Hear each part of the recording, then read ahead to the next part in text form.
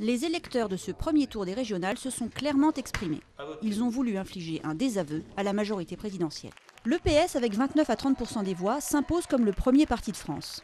L'UMP plafonne à 27%. Europe Écologie en solide troisième, entre 12 et 13%, talonné par le FN, entre 11 et 12.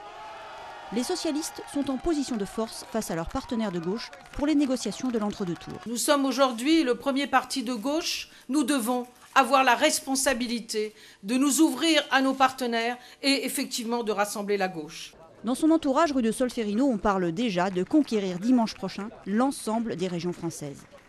Car la déconfiture de l'UMP est complète, même si la très visible Valérie Pécresse a mieux résisté que prévu en Île-de-France. Quant à Nicolas Sarkozy, il avait vu juste, en cherchant par avance à s'exonérer de la défaite annoncée. Ce sera à François Fillon, son capitaine de campagne, de trouver un second souffle d'ici dimanche. Vous devez refuser ceux qui appellent à faire des régions des contre-pouvoirs.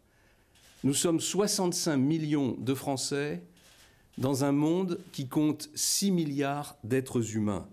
Dans toutes les régions, nous sommes des Français confrontés aux mêmes défis.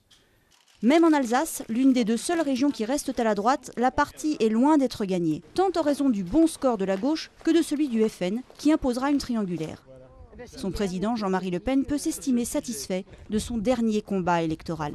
Le FN demeure un parti national et se consolide avec 20% en PACA. Mais le scrutin est encore plus notable pour les Verts d'Europe Écologie qui réalisent dans la liesse leur entrée dans la cour des grands.